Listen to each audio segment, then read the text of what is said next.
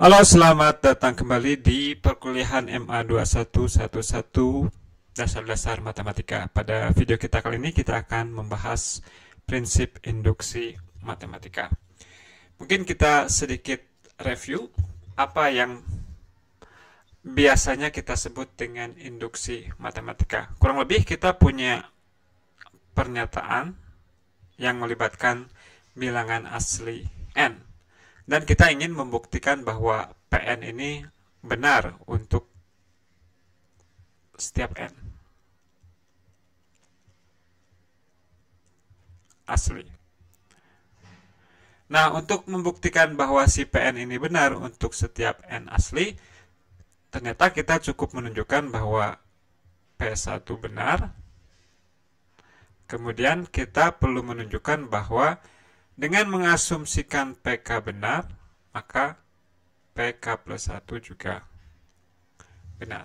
Nah, maka kalau kita memiliki dua hal ini, berarti akibatnya kita mendapatkan Pn benar untuk setiap n bilangan asli. Intuisinya seperti apa? Intuisinya karena P1 benar, maka menurut kalimat yang kedua, kebenaran P1 ini mengakibatkan kebenaran P1 plus 1, kebenaran P2. Kalau P2 benar, maka P3 benar, P4 benar, P5 benar, dan selanjutnya semuanya benar. Ya.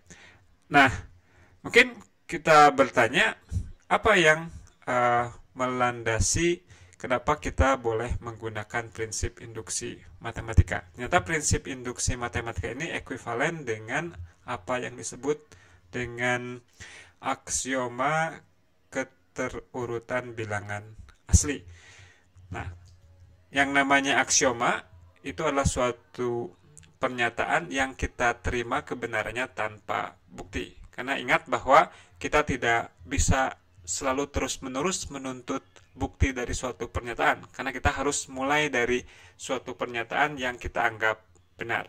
Jadi ini adalah salah satu aksioma yang kita anggap benar. Apa bunyi aksioma ini? Ini mengatakan bahwa kalau kita punya sembarang subhimpunan dari bilangan asli n, ya, apa saja subhimpunannya asalkan ada isinya, asalkan dia nggak kosong, maka si subhimpunan S ini pasti punya unsur terkecil. Ya. Nah, sekarang apa hubungannya antara si well ordering principle ini, prinsip keterurutan ini, dengan induksi matematika? Coba kita lihat sekilas. Ya. Jadi kita bisa bikin suatu himpunan S, katakanlah. Ini kita kumpulkan semua bilangan asli yang membuat pernyataan KD, yang membuat pernyataan PK benar. Oke. Nah, untuk menunjukkan bahwa Pn benar untuk setiap n, berarti kita sama saja dengan ingin menunjukkan bahwa si S ini itu adalah bilangan asli. Ya. Saya ralat ya. Kita dalam hal ini bukan ingin mempergunakan prinsip induksi, tapi kita ingin membuktikan bahwa prinsip induksi itu merupakan konsep yang benar, merupakan tools yang valid ya. Jadi apa yang ingin kita buktikan? Yang ingin kita buktikan adalah kita mengasumsikan bahwa ini benar, dan kita ingin menyimpulkan bahwa dia benar untuk setiap n bilangan asli. Ya. Caranya masih tetap seperti tadi, kita tinjau bahwa kumpulkan semua K di mana PK benar. PK tidak benar.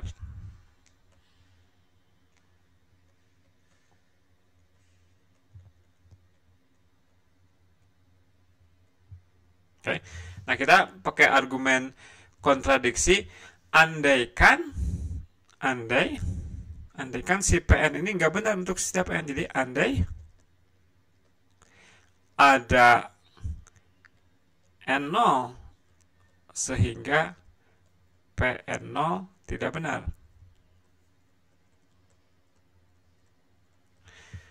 Nah, berarti apa nol? Apa dong? Kalau ada N0 sehingga Pn0 tidak benar, berarti si S ini bukan himpunan kosong, ya. Berarti konsekuensinya N0 unsur di S dan S bukan himpunan kosong. Nah, sedangkan tadi menurut aksioma keterurutan bilangan asli, kalau kita punya sembarang himpunan bagian, oke, ini kita ambil K-nya bilangan asli. Kalau kita punya sembarang himpunan bagian dari bilangan asli yang tidak kosong, ada isinya, maka dia punya unsur terkecil. Katakanlah sebut M unsur terkecil di S.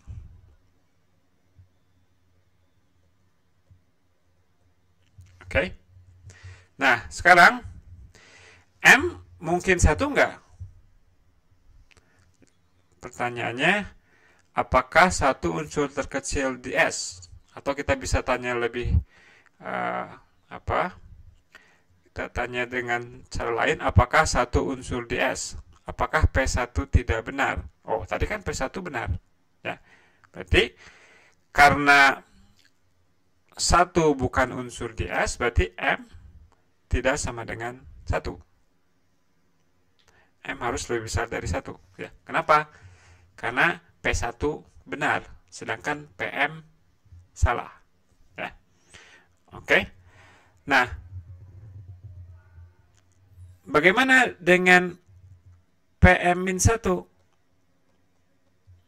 Benar atau salah?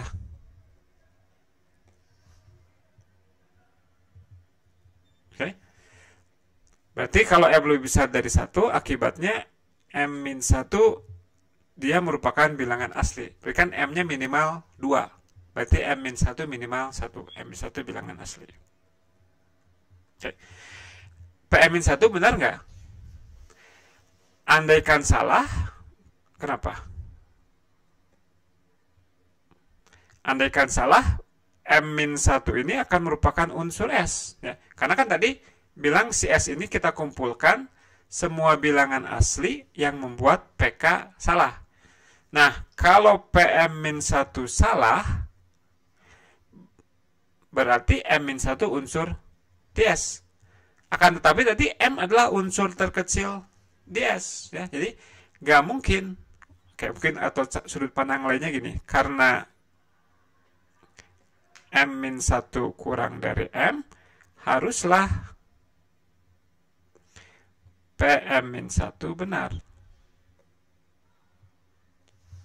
Oke, karena si M ini kan tadi bilangan yang terkecil, sehingga PK dia bernilai salah.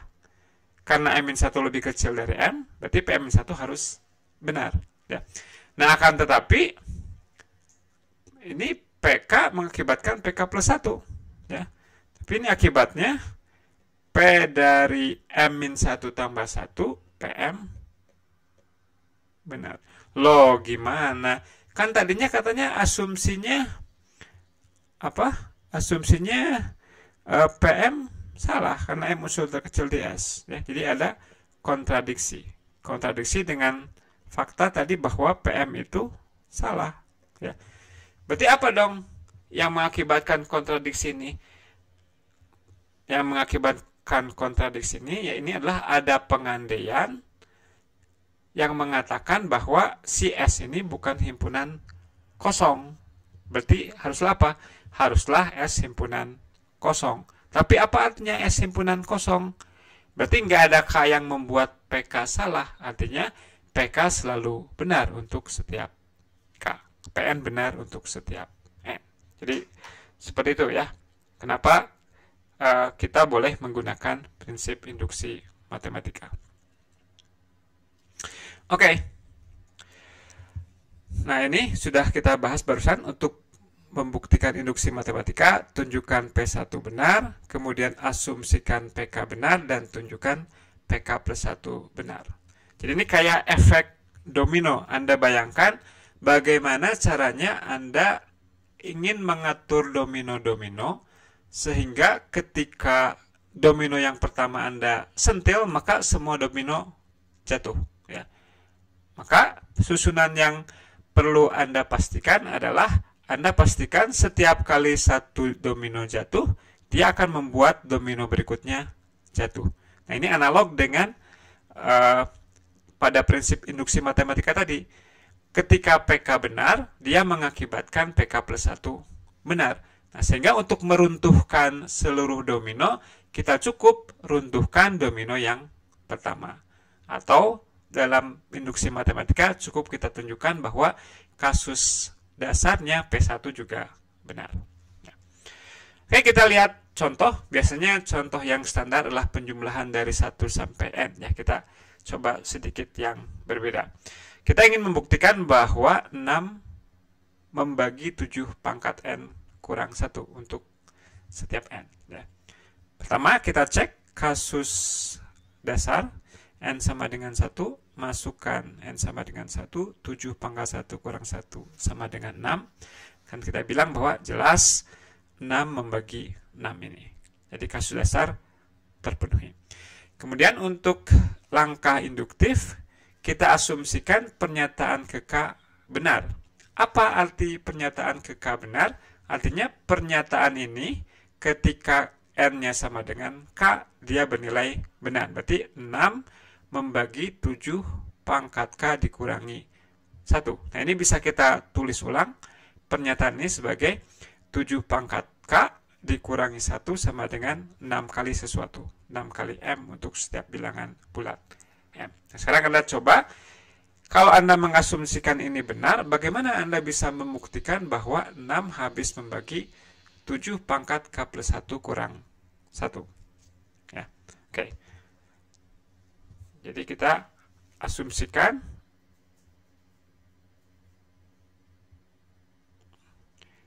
6 membagi 7 pangkat K min 1. Atau kita bisa tulis ulang 7 pangkat K kurang 1 sama dengan 6M.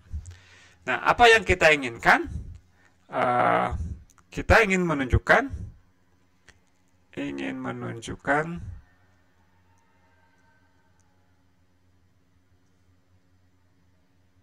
bahwa 6 membagi 7 pangkat K plus 1 kurang 1.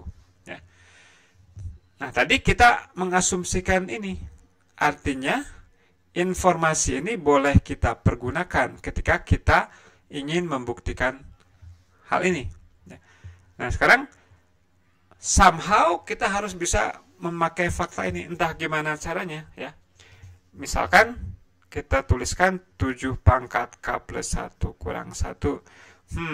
Kita berpikir yang kita tahu itu tentang 7 pangkat K kurang 1. Kalau 7 pangkat K plus 1, saya kurang tahu apa ya. Oke, tapi kita paksa saja agar muncul si ekspresi 7 pangkat K-nya.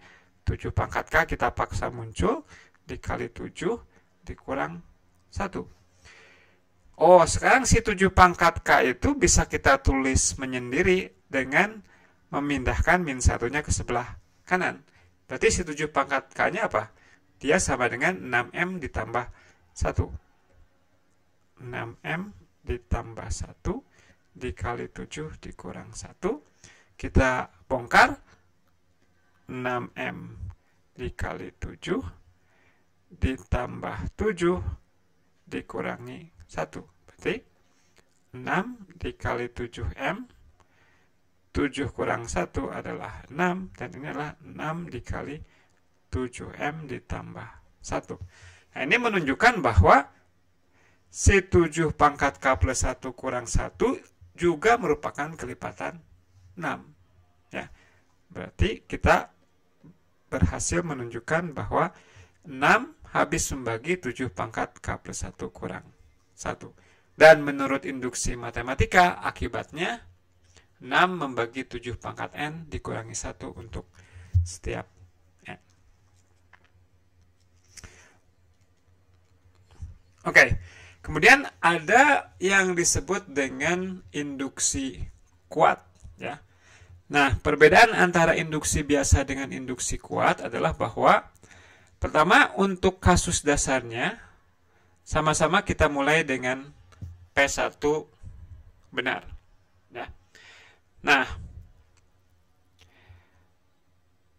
Oke, yang berikutnya kita, kalau tadi sebelumnya kita hanya mengasumsikan bahwa asumsikan PK benar, maka dia mengakibatkan PK plus 1 benar. Kalau di induksi kuat, kita boleh mengasumsikan bahwa pernyataan PK ini benar untuk K mulai dari 1 sampai N. Nah, kemudian setelah kita mengasumsikan P1, P2, P3 sampai Pn benar, kita tunjukkan bahwa Pn plus 1 juga benar. Ya. Oke, sebagai contoh kita lihat persoalan berikut. Kita ingin membuktikan bahwa semua bilangan asli lebih besar sama dengan 2 selalu bisa dituliskan sebagai perkalian bilangan prima. Ya, ini harusnya titik aja ya. Jadi setiap kali kita ngambil bilangan asli N, maka ada bilangan prima sehingga N ini sama dengan P1 kali P2 sampai PK. Dalam hal ini, banyaknya prima yang terlibat dalam perkalian ini boleh 1. Ya. Artinya ketika N-nya bilangan prima itu sendiri, ya perkalian dalam bilangan primanya kita hanya menggunakan satu buah bilangan prima, yaitu dirinya sendiri saja. Ya. Oke, gimana cara kita menggunakan induksi kuat untuk membuktikan pernyataan ini? Ya. Oke. Jadi pertama P2 ya. Jadi Pn-nya adalah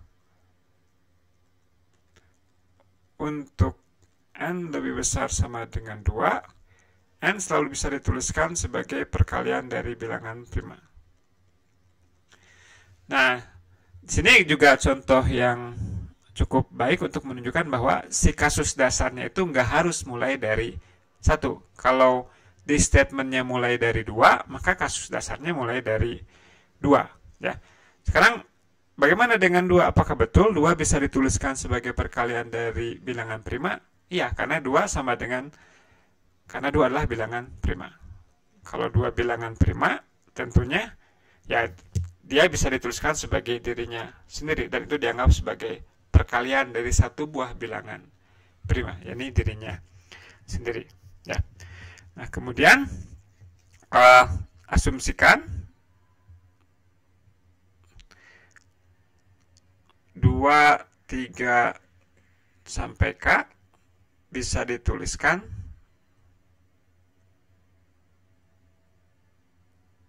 sebagai perkalian dari bilangan-bilangan prima. Ya. Nah, kita ingin menunjukkan bahwa K plus 1 juga bisa. Ya. Tinjau K plus 1. Oke. Kalau kebetulan K plus 1-nya prima,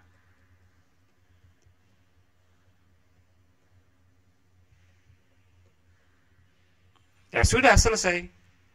Perkalian bilangan primanya apa? Ya dirinya sendiri, satu buah bilangan prima aja. Ya. Kalau K plus 1-nya tidak prima,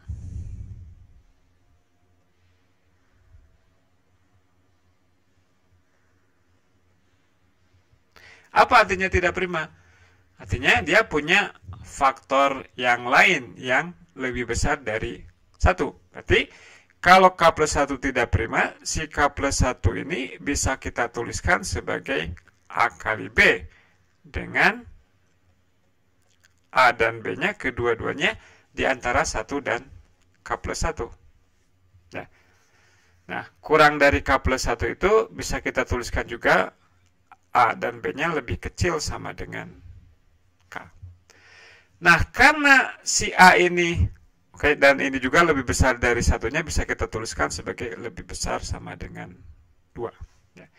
Nah, karena A dan B ini minimal 2 dan maksimal K, berarti dia A dan B ini merupakan salah satu bilangan di antara 2, 3, sampai K.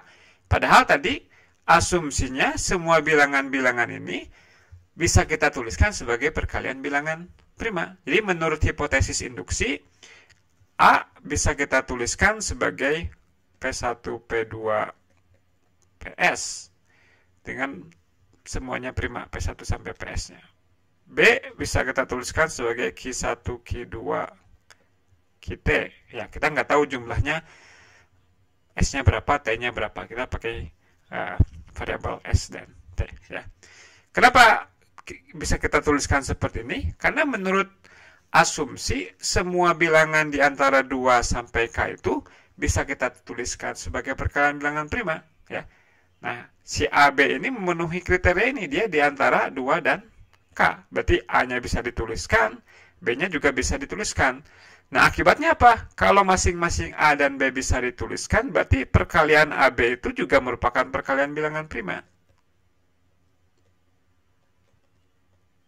Ya, kita nggak mengatakan apapun tentang si bilangan prima ini. Apakah semuanya harus berbeda? Apakah boleh sama? Yang penting asalkan prima.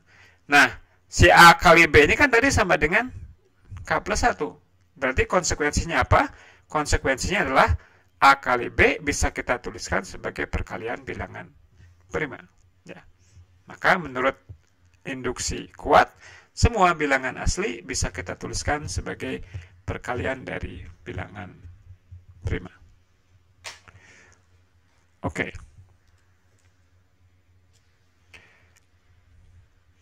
Nah, ini ada latihan untuk induksi kuat yang bisa Anda coba. Ini terkait dengan penulisan bilangan asli dengan menggunakan sistem biner. Ya. Ini klaimnya adalah setiap bilangan asli bisa dituliskan sebagai perpangkatan 2 yang berbeda. Jadi setiap kali kita ngambil N, ada A1, A2, AK yang semuanya berbeda, dan N ini bisa dituliskan sebagai 2 pangkat A1 ditambah 2 pangkat A2 dan selanjutnya sampai 2 pangkat AK. Ya. Oke. Nah, induksi matematika itu tidak melulu hanya untuk mengkonfirmasi suatu formula. Ya. Seringkali dalam praktiknya kita harus mencari dulu formula apa yang kita duga kebenarannya. Tadi kan kita menunjukkan misalkan 6 membagi 7 pangkat N-1. Mungkin sebelum Anda membuktikan hal tersebut, Anda bertanya, bagaimana caranya kita bisa come up dengan suatu pernyataan yang melibatkan bilangan asli, bahwa bla bla bla bla berlaku untuk setiap bilangan asli. Ya, kita harus memberikan dugaan, memberikan konjektur. Konjekturnya datang dari mana? Datang dari coba-coba. Ya. Jadi misalkan ini, kita punya barisan rekursif AN. Definisinya sebagai berikut. A1 sama dengan 2, A2 sama dengan 3.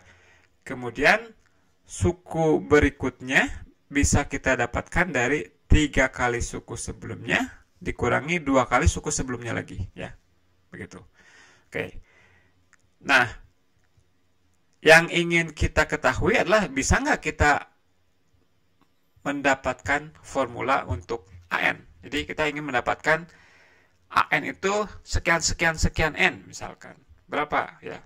Tidak dalam bentuk rekursif lagi. Kan kalau dalam rekursif seperti ini, untuk mencari A3 kita perlu informasi A1 dan A2. Untuk perlu A4 kita perlu A3 dan A2 dan selanjutnya. Tapi misalkan kalau kita ingin tahu A1000 berapa gitu ya. Bisa nggak kita mendapatkan A1000 tanpa kita harus mengenerate nilai-nilai dari A1 sampai A999 ya. Nah, caranya adalah dengan menggunakan induksi matematika. Tentunya untuk bisa menggunakan induksi matematika kita harus punya pernyataan dulu untuk pernyataan yang ingin kita buktikan kebenarannya. Oke, kita hitung beberapa nilai kecil untuk AN, A1 sudah, A2 sudah, A3 kita hitung 5, A4, 9, A5, 17.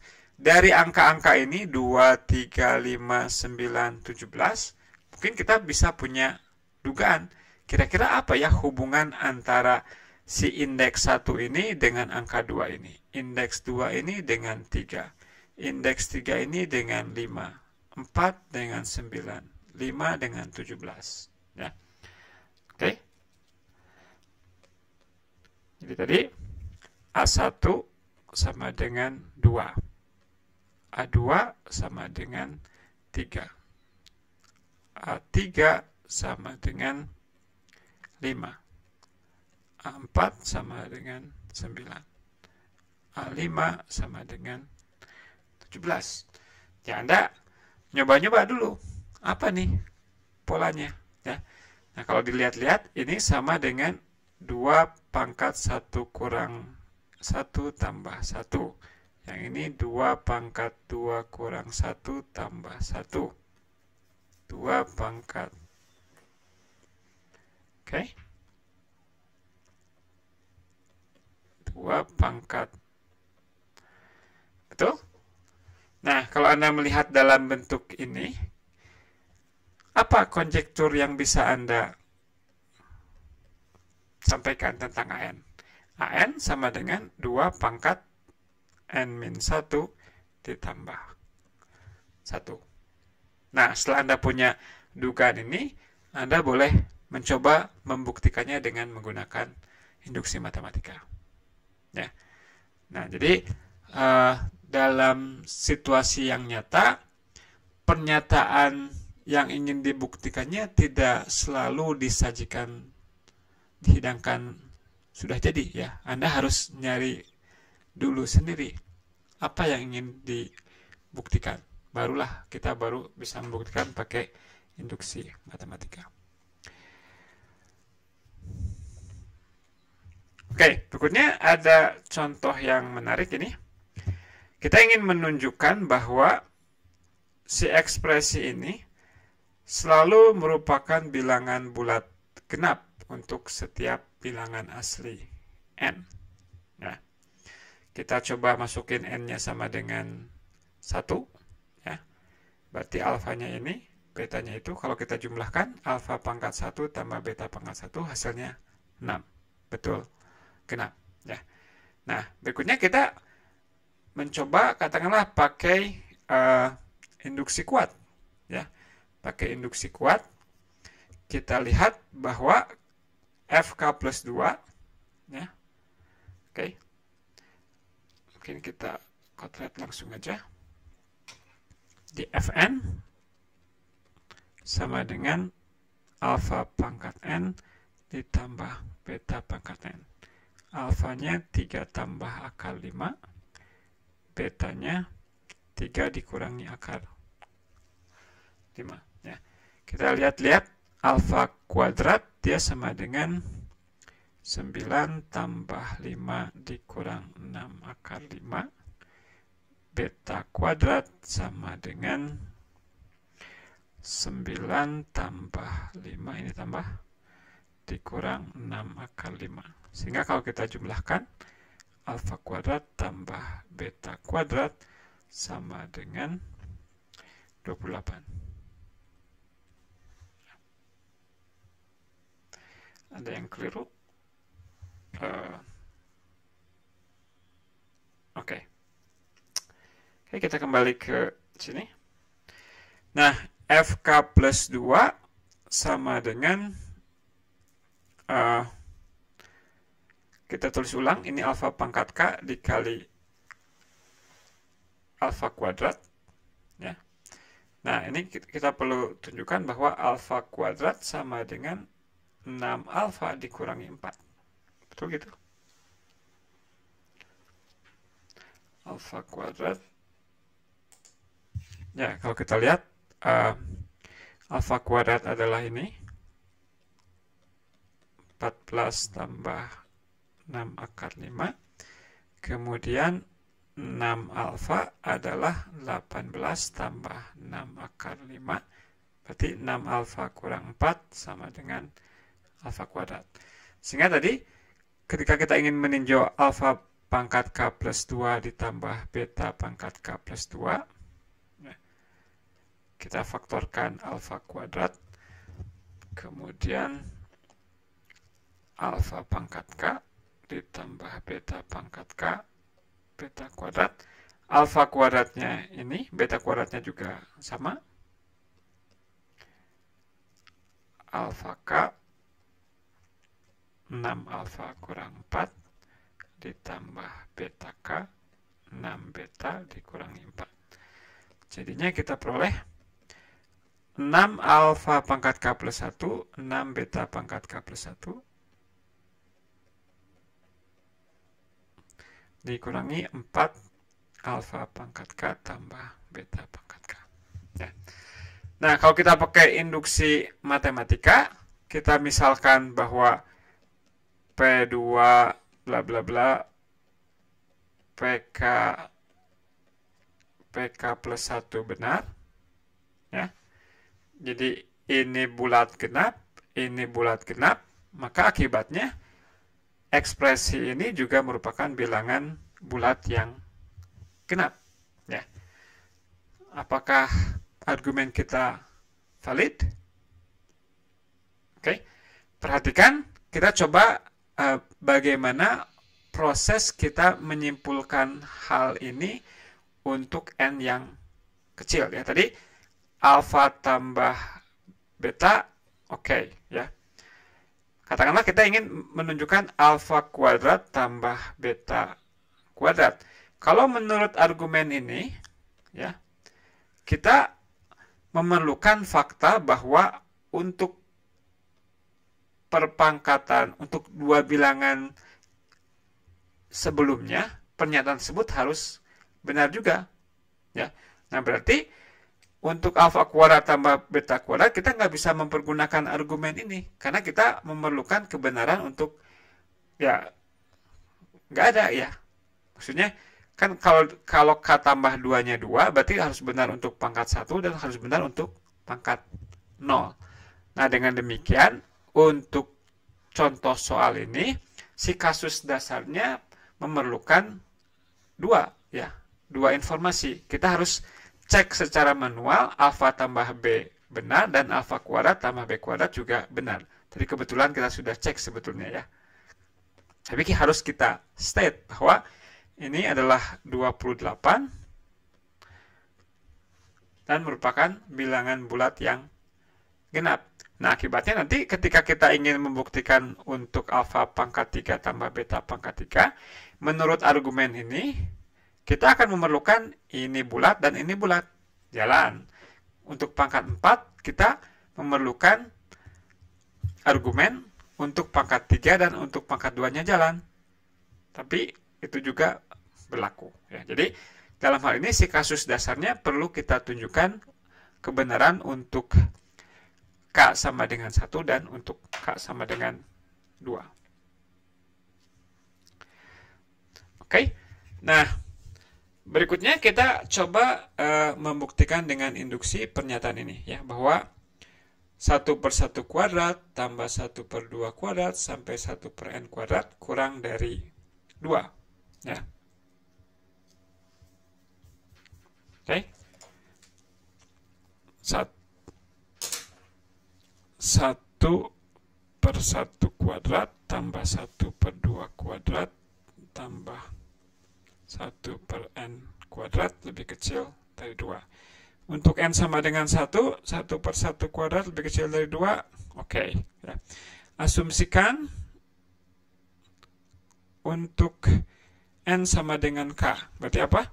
1/1 kuadrat sampai 1/k kuadrat kita jumlahkan kurang dari 2. Ya. Nah, yang kita inginkan apa? Kita ingin membuktikan 1/1 kuadrat tambah 1/k kuadrat tambah 1/k plus 1 kuadrat lebih kecil dari 2. Nah, tapi di sini masalah, ya, karena si hipotesis induksinya itu hanya bilang bahwa bagian yang ini kurang dari 2. Nah, seberapa dekat dia ke 2 kita nggak tahu. Ya, katakanlah misalkan si jumlahan ini A itu. Oke. Apakah kalau si A itu ditambahkan dengan ini masih ada di situ enggak gitu? Atau jangan-jangan sudah lompat ke sini gitu, ya. Nah, di sini kita kesulitan, ya. Kita nggak tahu bagaimana kita menggunakan si hipotesis induksi kita ini untuk bisa membuktikan kebenaran pernyataan untuk K plus 1. Nah, ada kalanya statement yang akan kita induksinya kita sedikit modifikasi. Dalam hal ini kita ubah pernyataannya menjadi seperti ini ya. Ingat bahwa tujuan akhirnya adalah ini. Kita ingin membuktikan bahwa si ekspresi yang di sebelah kiri ini lebih kecil dari 2. Nah, tapi kita modifikasi, alih-alih kita membuktikan ini, kita akan membuktikan pernyataan yang ini. Loh, kenapa diganti soalnya?